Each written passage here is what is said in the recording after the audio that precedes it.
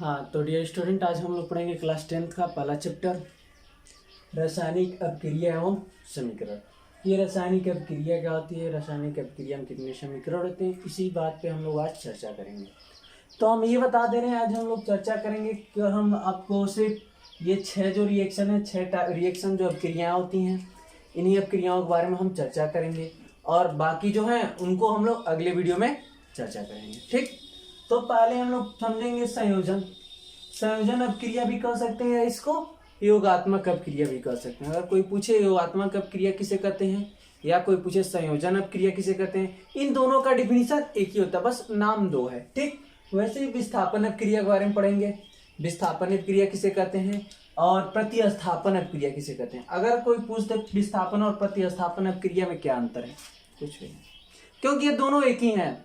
जैसे कोई बात नहीं होता है, जैसे मान लीजिए अगर कोई बच्चा हो, स्कूल पे कुछ और नाम रहता है, घर पे कुछ और नाम होता है, ठीक उसी प्रकार जो है विस्थापन और प्रतिस्थापन अपक्रिया एक ही होते हैं। फिर उसके बाद हम लोग पढ़ेंगे अनुत्क्रमणीय अपक्रिया के बारे में। ये अनुत्क्रमणीय अपक्रिया क्या होती है और उत्क्रमणीय अपक्रिया क्या होती है, ये हमारा रहेगा अगला। फिर उसके बाद हम पढ़ लेंगे वियोजन अपक्रियाएं क्या होती हैं। फिर द्विविस्थापन या उभय अपघटन अपक्रिया, ये आपको कंफ्यूजन में डाल सकता है। ठीक, क्यों? क्योंकि अगर कोई पूछ दे द्विविस्थापन अपक्रिया किसे कहते हैं, आप उसका डिफिनीशन सर लोग अगर पूछ रहे हैं स्कूल में, कहेंगे द्विविस्थापन अपक्रिया का डिफिनीशन बताइए, तो आप बता देंगे। फिर आपसे कुछ और डिफिनीशन पूछ लेंगे, वियोजन अपक्रिया का बता दीजिए। फिर कहेंगे उभय अपघटन अपक्रिया का डिफिनीशन बताइए। तो देखिए, सबसे एकदम लॉजिकली बात यह है कि हमको दोनों नाम याद होना चाहिए कि हाँ, द्विविस्थापन अपक्रिया यानी उभय जो अपघटन है यानी यही एक ही है। जैसे आप संयोजन अपक्रिया और योगात्मक अपक्रिया एक ही नाम है, जैसे विस्थापन अपक्रिया और प्रतिस्थापन अपक्रिया ये दोनों एक ही है, डिफिनीशन एक ही होगा। ये आपको याद होना चाहिए। जब ये आपको याद होगा तो कोई कंफ्यूजन नहीं होगा। ठीक, तो हम ज़्यादा समय ना लेते हुए अपना आगे पढ़ते हैं। तो हम लोग हेडिंग डालेंगे संयोजन योगात्मक अपक्रिया किसे कहते हैं। जैसा कि देख रहे हैं हम डिफिनीशन लिख दिए हैं। संयोजन योगात्मक अपक्रिया का डिफिनीशन क्या होता है, तो डिफिनीशन ये होता है, देखिए, वे अपक्रियाएं, ठीक, वे अपक्रियाएं जिनमें दो या दो से अधिक पदार्थ, वे अपक्रियाएं जिनमें दो या दो से क्या हो रहा है, अधिक पदार्थ संयोग करके केवल एक नए पदार्थ बनाते हैं। देखिए, दो या दो से अधिक जब पदार्थ संयोग करेंगे, जब मिलेंगे तो केवल एक नए पदार्थ का जो निर्माण करेंगे उसी को हम लोग संयोजन योगात्मक अपक्रिया कहते हैं। एकदम सिंपल है। कोई पूछे बता दीजिएगा कि वे पदार्थ जो दो या दो से अधिक पदार्थों क्या करते हैं, संगठन करते हैं, यानी मिलते हैं, मिलकर केवल एक नए पदार्थ का क्या करेंगे, निर्माण करेंगे, एक नया पदार्थ को ही बना देंगे, उसी को हम लोग कौन सा अपक्रिया करेंगे, संयोजन अपक्रिया या योगात्मक अपक्रिया कहते हैं। जैसे इसका रिएक्शन आपका हो जाएगा हाइड्रोजन H2 प्लस O2 मान लिया जाए, H2 और O2 के लिए। जब ये तो हाइड्रोजन है और ये क्या है, ऑक्सीजन। जब हाइड्रोजन और ऑक्सीजन को क्या किया, सहयोग करे हैं, जब मिलाए हैं, तो ये आपका बन के क्या हो गया, H2O। क्या बन गया, H2O बनेगा।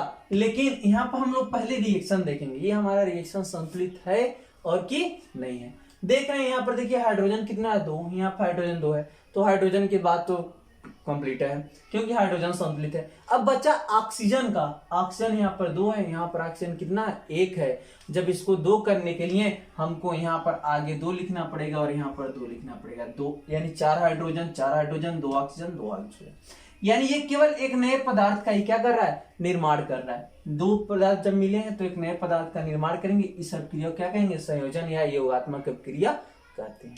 ठीक, अगर आप रिएक्शन संतुलित करना नहीं जानते हैं तो हम लेटेस्ट एक वीडियो ले आने वाले हैं, उसमें केवल जितने भी रिएक्शन होते हैं कैसे संतुलित किया जाता है, ये बैलेंस बराबर कैसे किया जाता है, उस पर हम चर्चा करेंगे। तो आप इसका स्क्रीनशॉट ले लीजिए या इसको नोट कर लीजिए।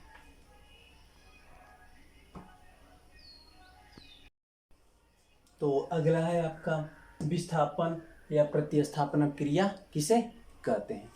तो इसमें देखेंगे वे अपक्रियाएं जिनमें किसी यौगिक के अणु किसी एक तत्व का परमाणु अथवा परमाणुओं के समूह, यानी वे अपक्रियाएं जिनमें किसी यौगिक के अणु, यानी कोई भी यौगिक होगा उसका जो अणु होगा वो किसी एक तत्व का परमाणु यानी एक तत्व के जो परमाणु होंगे वो अथवा परमाणुओं के समूह जो होगा, या तो एक तत्व होगा या एक परमाणुओं का समूह होगा, उसके स्थान पर किसी दूसरे तत्व का परमाणु अथवा परमाणुओं का समूह आ जाता है तो उसे हम लोग विस्थापन अपक्रिया कहते हैं। या ये भी सिंपल में कह सकते हैं अदला बदली, मतलब वो उसके स्थान पे आएगा, वो उसके स्थान पे आएगा। ये जब रिएक्शन होगा तो उसे हम लोग क्या कहते हैं, विस्थापन या प्रतिस्थापन अपक्रिया कहते हैं। जैसे आपका हो जाएगा CuSO4, इसे हम लोग पढ़ते क्या है, CuSO4 यानी कॉपर सल्फेट।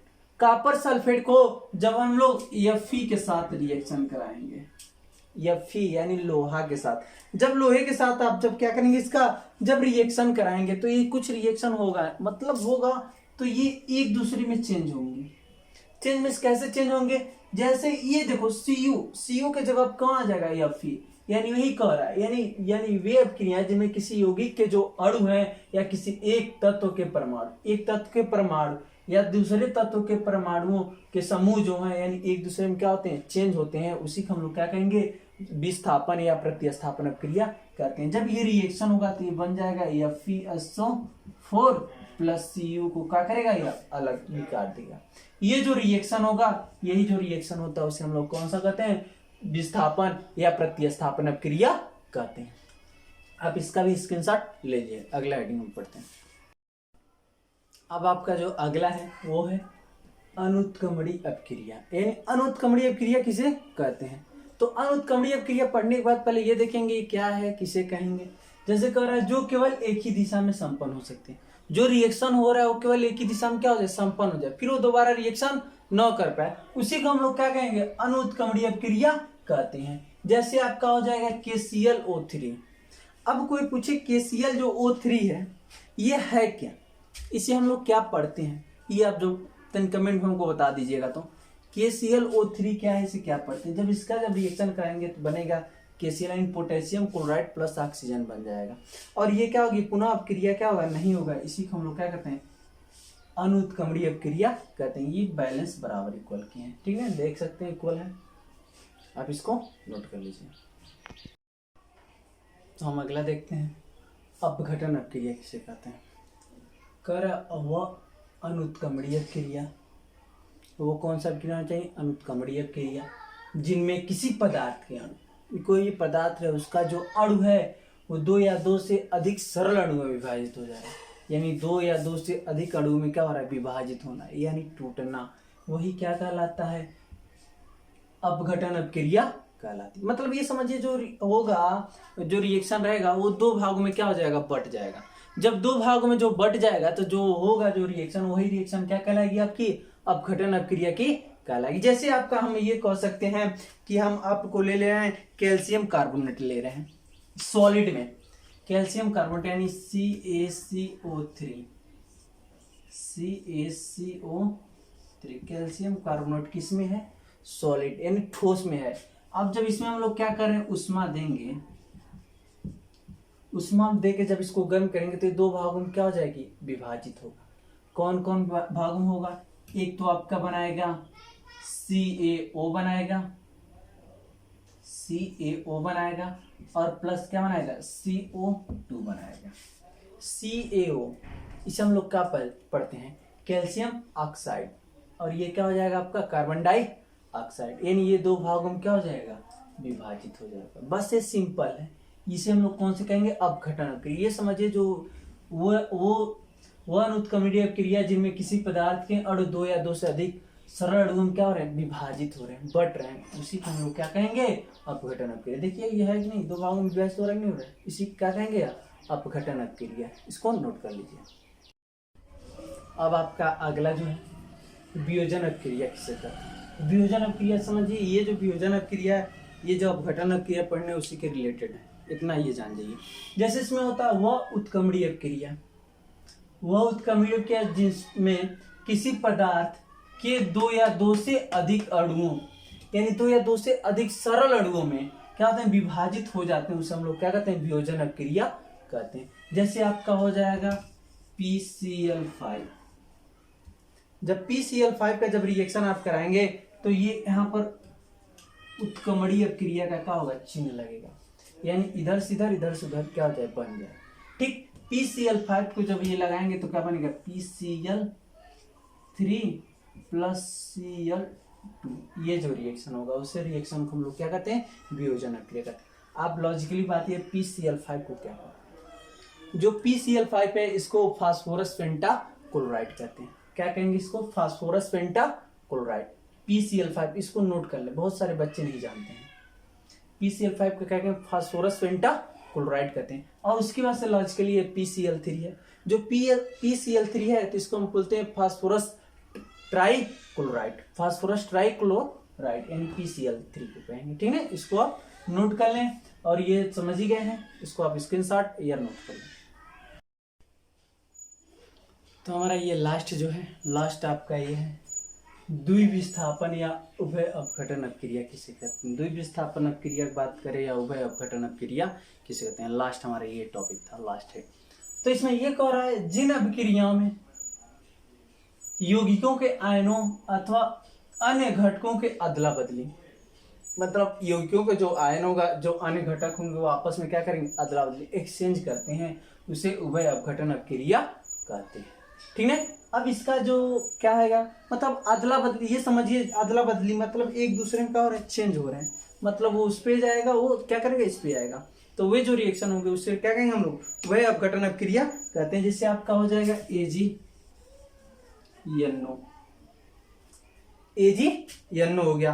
अब Ag जो NO3 भी कर सकते हैं और प्लस इसके साथ आप कर लें NaCl। ठीक है, यानी ये क्या हो जाएगा आपका AgNO3 प्लस NaCl। ये जो होगा जब इसका रिएक्शन जब करेंगे तो ये दोनों क्या करेंगे, अदला बदली करेंगे। अदला बदली मतलब यहाँ पर हो जाएगा आपका Ag, मान लीजिए Cl हो जाएगा, ठीक, और उसके बाद से क्या हो जाएगा यहाँ पर NaNO3, सोडियम नाइट्रेट हो जाएगा, सिल्वर नाइट्रेट है, सोडियम क्लोराइड है, यहाँ क्या हो जाएगा, सिल्वर क्लोराइड हो जाएगा। यानी ये दोनों क्या करें, यानी ये जो है इस पे जा रहा है, इसके साथ जुड़ा है, तो ये किसके साथ जुड़ा है, इसके साथ जुड़ा है, यानी एक दोनों क्या करें, अदला बदली। जब ये दोनों अदला बदली करते हैं, जिस कोई भी रिएक्शन है, जब देखिएगा जब अदला बदली हो रहा है, जब अदला बदली हो रहा है तो कौन सा है, द्विविस्थापन या उभय अपघटन अपक्रिया हो रहा है। इतना जान जाइएगा। अगर हमारा वीडियो अच्छा लगा हो तो लाइक, सब्सक्राइब, शेयर जरूर करें, या हमारी वीडियो में कोई भी कमी हो तो हमें जरूर बताएं, क्योंकि हम अगला जो वीडियो लाएंगे उस कमी को हम क्या करेंगे, दूर करने का प्रयास करेंगे। धन्यवाद।